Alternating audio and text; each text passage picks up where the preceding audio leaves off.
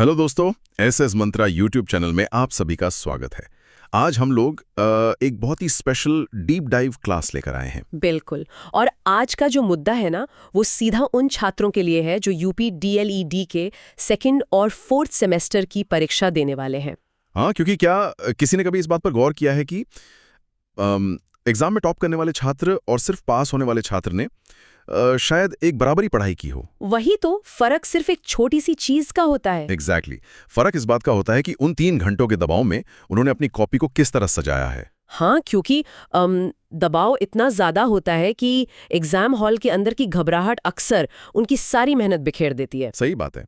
तो इस deep dive class में ना हम उस सीक्रेट फॉर्मूला को खोलने वाले हैं जो सच में 90% से ज्यादा मार्क्स दिलाने की क्षमता रखता है। प्रॉपर टाइम मैनेजमेंट और कॉपी प्रेजेंटेशन पर स्टेप बाय स्टेप चर्चा करेंगे। बिल्कुल, जो सीधा उस टॉपर ब्लूप्रिंट नोट से लिया गया है। तो चलिए शुरुआत वहीं से करते हैं जहां एक परीक्षार्थी का सबसे बड़ा भ्रम शुरू होता है। हाँ, वो hard work versus smart work वाला मुद्दा। वही, अक्सर छात्रों को लगता है कि उनका ज्ञान यानी उनकी नॉलेज ही सब कुछ है। उन्हें लगता है सारी किताबें पढ़ ली हैं तो नंबर तो मिल ही जाएंगे। पर ब्लूप्रिंट का सोर्स कुछ और ही कहता है। हाँ, सोर्स के अनुसार किसी भी छात्र के ज्ञान का जो महत्व है ना, वो सिर्फ 20% होता है। बाकी का 80% इस बात पर निर्भर करता है कि कॉपी में रिप्रेजेंटेशन कैसा है। मतलब उन जवाबों को लिखा कैसे गया है। एग्जैक्टली कहा भी गया है कि आपकी कॉपी ही आपकी आखिरी पहचान होती है। इसको अगर हम एक 5 स्टार रेस्टोरेंट की एनालॉजी से समझें तो अरे हाँ, ये एनालॉजी बहुत सटीक है ना? चाहे किचन में खाना कितना भी स्वादिष्ट क्यों ना बना हो, मतलब आपकी नॉलेज कितनी भी अच्छी हो, अगर उसकी प्लेटिंग खराब है या प्लेट पर दाग लगे हैं तो खाने वाले का पूरा मजा किरकिरा हो जाता है। बिल्कुल। प्रेजेंटेशन ही सब कुछ है वहां पर। Rightly said. Shivansh Mishra sir ने इस ब्लूप्रिंट में बिल्कुल सटीक ढंग से यही समझाया है। हाँ, क्या बताया उन्होंने इसके बारे में? उनका मानना है कि प्रेजेंटेशन ही असली स्मार्ट वर्क है। देखिए, अगर हम एक एग्जामिनर यानी कॉपी चेक करने वाले शिक्षक के माइंड को समझें, उन्हें तो एक दिन में सैकड़ों कॉपीज चेक करनी होती है ना। वही तो, वो लंबे समय तक बैठकर काफी थक चुके होते हैं। ऐसे में अगर खराब हैंडराइटिंग वाली कॉपी उनके सामने आ जाए जहां शब्दों में कोई गैप नहीं है, तो उन्हें ठीक से पढ़ने में बहुत दिक्कत होती होगी। बिल्कुल। और उन्हें सही जवाब ढूंढने के लिए पूरा पन्ना छानना पड़ता है, जिससे उनका फ्रस्ट्रेशन बढ़ जाता है। वही अगर एक साफ सुथरी कॉपी आए तो उन्हें मानसिक राहत मिलती है। और वही राहत शायद एक्स्ट्रा मार्क्स में कन्वर्ट हो जाती है। एग्जैक्टली। रिप्रेजेंटेशन को 80% वेटेज देने के पीछे यही एग्जामिनर साइकोलॉजी है। ये सच में बहुत ही महत्वपूर्ण पॉइंट है। तो अब उस 5 स्टार प्रेजेंटेशन को बनाने के लिए कुछ खास टूल्स की भी जरूरत होती होगी। हाँ, इसीलिए तो एग्जाम हॉल के लिए एक टॉपर टूलकिट बनाई गई है। तो इस टूलकिट में क्या-क्या लेकर जाना अनिवार्य है? सबसे पहली चीज है बॉल पेन। देखिए, जेल पेन का इस्तेमाल तो बिल्कुल ही मना किया गया है। ऐसा क्यों? जेल पेन से तो राइटिंग अच्छी आती है। राइटिंग अच्छी आती है, पर जेल पेन की इंक वाटर बेस्ड होती है, तो जब छात्र थोड़ा दबाव डालकर लिखता है ना, तो इंक पीछे के पेज पर फैल जाती है। Ink bleeding. हाँ, जिससे अगला पेज पूरी तरह गंदा हो जाता है। बॉल पेन की इंक गाढ़ी होती है तो वो पीछे नहीं छापती। इसके अलावा हेडिंग्स डालने के लिए स्केच पेन और एक ट्रांसपेरेंट पाउच रखना चाहिए। और एडमिट कार्ड तो ऑफ कोर्स जरूरी है ही। हाँ। वैसे मैथ्स के पेपर के लिए कुछ अलग से चाहिए क्या? हाँ, मैथ्स के लिए प्रकार और चंदा यानी कंपास और प्रोट्रैक्टर जरूर होना चाहिए, ताकि 120 या 90 डिग्री के एंगल सटीक बनाए जा सकें। सही है। और कुछ ऐसी चीजें जो सख्त मना है? बिल्कुल। लाल और हरे पेन का इस्तेमाल पूरी तरह रिस्ट्रिक्टेड है। वो तो शायद सिर्फ एग्जामिनर्स के लिए होता है ना? हाँ, वही कारण है। और किसी भी तरह की स्मार्ट वॉच अलाउ नहीं है, क्योंकि उसमें चीटिंग का डर होता है। सिर्फ एक सिंपल वॉच पहनकर जानी है। ठीक है। अब देखिए, मुझे यहाँ पर एक बड़ा डाउट आ रहा है उस पहले पन्ने को लेकर, जिसे जीरो एरर जोन कहा गया है। हाँ, पहले पन्ने पर रोल नंबर शब्दों में लिखने का एक प्रॉपर फॉर्मेट होता है। वही नियम कहता है कि 1418 जैसे सिंगल डिजिट्स में लिखना गलत है। सही तरीका है उसको पूरे फॉर्मेट में लिखना, जैसे 1,41,80,882। बिल्कुल। और विषय भी प्रथम प्रश्न पत्र, बाल विकास, ऐसे फॉर्मेट में होना चाहिए। पर मेरा सवाल ये है कि एग्जाम के इतने ज्यादा प्रेशर में इतने लंबे फॉर्मेट में लिखने पर गलती होने के चांस ज्यादा नहीं बढ़ जाएंगे? डर लगता है ना? हाँ, मतलब एक छात्र घबराहट में लाख और हजार के बीच गड़बड़ी कर सकता है, जबकि सिंगल डिजिट लिखना बहुत आसान होता है। ये चिंता बिल्कुल वाजिब है, पर as Shivansh Mishra sir mentioned, पहला पन्ना एक जीरो एरर जोन है। यहाँ एरर का कोई स्कोप नहीं होना चाहिए। तो ये लंबा फॉर्मेट इसमें कैसे हेल्प करता है? देखिए, जब कोई 1-4 या 1-8 लिखता है तो उसमें किसी के जरिए आगे या पीछे कोई शब्द जोड़कर हेरफेर करने की गुंजाइश रह सकती है। ओह अच्छा, फ्रॉड से बचने के लिए। हाँ, और दूसरा करोड़ और लाख वाला फॉर्मेट एक प्रमाणिक और स्टैंडर्ड तरीका है। ये एग्जामिनर को मैसेज देता है कि आप नियमों को फॉलो कर रहे हैं। तो इस गलती से बचने का तरीका क्या है फिर? सिंपल है, घर से ही अपना रोल नंबर शब्दों में लिखकर और अच्छी तरह प्रैक्टिस करके आना चाहिए। सही कहा, थोड़ी सी पहले से तैयारी करना ही इसका इलाज है। अब उस समय की बात करते हैं जब छात्र एग्जाम हॉल में बैठा होता है और पेपर बस आने ही वाला होता है। हाँ, वो सबसे टेंस वक्त होता है। इसलिए इस ब्लूप्रिंट में एक गोल्डन 15 मिनट्स का मास्टर प्लान समझाया गया है। ये एक काउंटडाउन की तरह काम करता है। बिल्कुल, T-15 मिनट्स पर छात्र हॉल में शांति से एंट्री लेता है और रिलैक्स करता है। फिर T-10 मिनट्स पर जब खाली कॉपी मिलती है तो क्या करना होता है? उस वक्त कॉपी मिलते ही स्केल की मदद से शुरुआत के 10 से 12 पेजों पर बाईं तरफ यानी लेफ्ट साइड में मार्जिन लाइन खींच लेनी चाहिए। इसका क्या बेनिफिट है? इससे एक फिजिकल बाउंड्री बन जाती है। मार्जिन लाइन से आंसर्स सीधे और प्रोफेशनल दिखते हैं, जिससे एग्जामिनर की पढ़ने की स्पीड बढ़ती है। वाह। फिर आता है T-05 मिनट्स, यानी जब पेपर शुरू होने में बस 5 मिनट बचे हों। मुझे ये रूल बहुत कमाल का लगा। हाँ, ये बहुत बड़ा एडवांटेज देता है। इस वक्त छात्रों को बहुविकल्पी प्रश्नों यानी MCQs के लिए कॉपी में पहले से ही 3-3 लाइन का गैप देकर उत्तर संख्या 1, उत्तर संख्या 2 ऐसे 15 तक लिख लेना चाहिए। बिल्कुल, ताकि जैसे ही T-00 मिनट हो यानी पेपर हाथ में आए तो लोग सीधे एक्शन मोड में आ जाएं। ये T-05 मिनट वाला नियम वाकई एग्जाम के शुरुआती प्रेशर को बिल्कुल खत्म कर देता है, वरना बच्चे ब्लैंक हो जाते हैं कि शुरू कहाँ से करें। हाँ, इससे कॉग्निटिव लोड बहुत कम हो जाता है। कॉग्निटिव लोड मतलब दिमाग पर आने वाला फालतू का स्ट्रेस। अगर फॉर्मेटिंग का काम पहले निपट जाए तो पेपर मिलने पर सारा फोकस सिर्फ सोचने और उत्तर लिखने पर होता है। सही बात है। तो जब दिमाग शांत हो जाए तब शुरू होता है टू द पॉइंट आंसरिंग का फेस। सबसे पहले आते हैं बहुविकल्पी प्रश्न यानी MCQs। MCQs के लिए वक्त बचाना सबसे जरूरी है। इसकी एक ट्रिक है, 5 मिनट्स में 15 नंबर। हाँ, नियम कहता है कि पूरा लंबा पेपर पढ़ने में वक्त बर्बाद मत करो।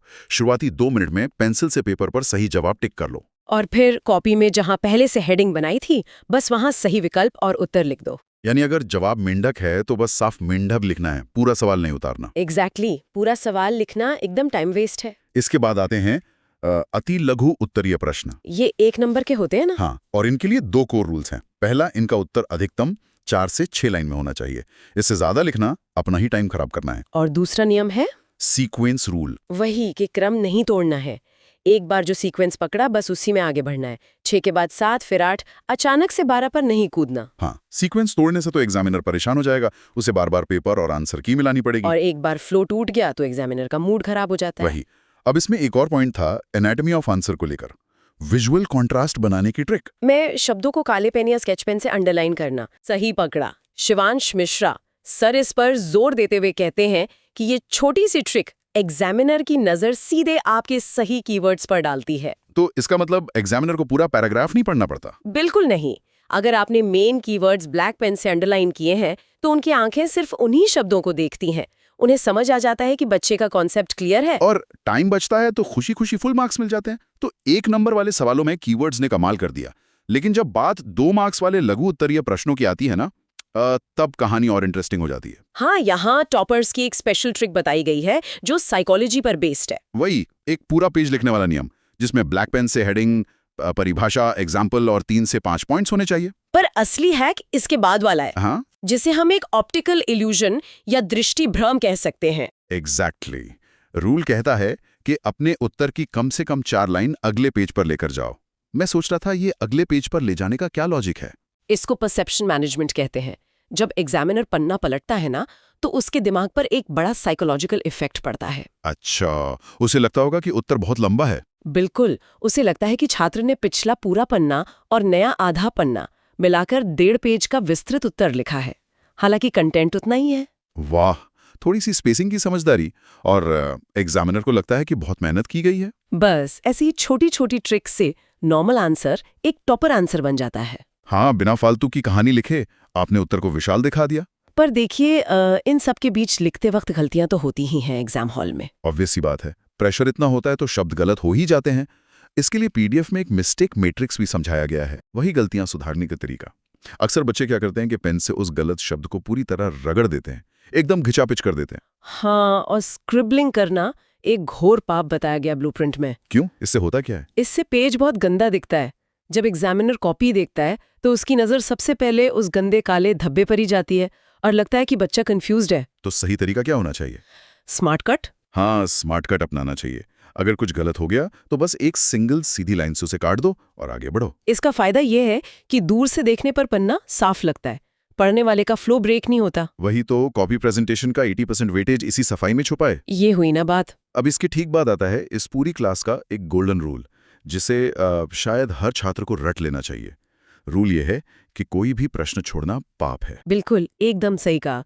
ब्लैंक कॉपी पर एग्जामिनर चाहकर भी 0.5 या आधा नंबर नहीं दे सकता। इसको क्लियर करने के लिए 3 सिचुएशंस बताई गई हैं।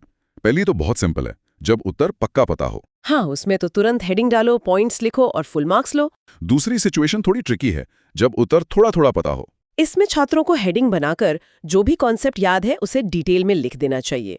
ऐसे में पार्शियल मार्क्स मिलने के चांस होते हैं। पर तीसरी सिचुएशन सबसे मुश्किल होती है, जब छात्रों को उत्तर बिल्कुल नहीं पता होता, दिमाग पूरा ब्लैंक हो जाता है। ऐसे में ज्यादातर लोग पेज खाली छोड़ देते हैं। और यही सबसे बड़ी गलती है। ब्लूप्रिंट कहता है ब्लैंक मत छोड़ो। अगर उस सब्जेक्ट का या चैप्टर का कुछ रेलेवेंट मटेरियल याद आ रहा है ना, तो वही लिख दो।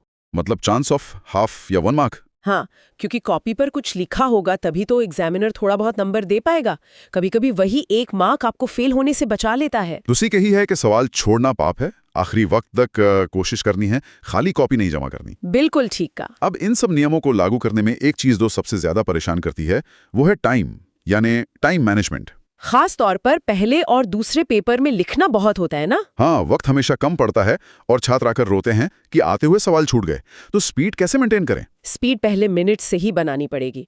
कुछ बच्चे शुरुआती पन्नों में बहुत सुंदर लिखने के चक्कर में आहिस्ता आहिस्ता लिखते हैं और आखिर में उनका टाइम खत्म हो जाता है। हाँ, ट्रेन छूटने लगती है एंड में। इसीलिए स्पीड कंटिन्यूस होनी चाहिए। एक और समस्या आती है, जब कोई सवाल बहुत अच्छे से आता हो तो लोग ज्यादा ज्ञानी बनने लगते हैं। जैसा कि ब्लूप्रिंट में साफ किया गया है, टू द पॉइंट रहना जरूरी है। जितना पूछा है उतना ही लिखें। Rightly said. Shivansh Mishra sir की सलाह यही है कि आगे का पेपर किसी एक सवाल के चक्कर में खराब नहीं होना चाहिए। सही बात है। ट्रैकिंग के लिए हर सेक्शन का टाइम पहले से फिक्स होना चाहिए और एनालॉग वॉच पर लगातार नजर होनी चाहिए ताकि टाइम लिमिट क्रॉस ना हो। और सबसे अहम सीख इस ब्लूप्रिंट की ये है कि पैनिक नहीं करना, शांत रहना है, रिवीजन करना है और प्रैक्टिस करके जाना है। तो दोस्तों, आज की क्लास में हमने वो पूरा नक्शा खोल दिया है। ज्ञान से ज्यादा प्रेजेंटेशन जरूरी है, tool kit, 0 error zone, golden 15 minutes, सब पर बात हुई। विजुअल कॉन्ट्रास्ट और 2 नंबर का ऑप्टिकल इल्यूजन हैक भी सीख लिया। बिल्कुल। इन सभी प्रीमियम नोट्स, पेपर एनालिसिस और डिटेल्ड पीडीएफ के लिए आप एसएस मंत्रा के टेलीग्राम हैंडल एसएस मंत्रा ऑफिशियल और इंस्टाग्राम से जुड़ सकते हैं। पोस्ट एग्जाम एनालिसिस के लिए इस चैनल को देखते रहें। पर चलते चलते एक विचार छोड़कर जाता हूं कि क्या ये एग्जाम्स सिर्फ रटने का टेस्ट है या फिर ये लाइफ की एक छोटी सी रिहर्सल है। वही तो, कि जब दबाव बहुत ज्यादा हो, असफलता का डर हो, तब एक इंसान खुद को और अपनी बातों को कितने अनुशासित और शांत ढंग से पूरी दुनिया के सामने रख सकता है। शायद असली परीक्षा तो यही है। बिल्कुल। दोस्तों, अगर आपको ये क्लास पसंद आई हो तो वीडियो को लाइक करें और एसएस मंत्रा चैनल को सब्सक्राइब करें और बेल आइकॉन दबाना ना भूलें। धन्यवाद।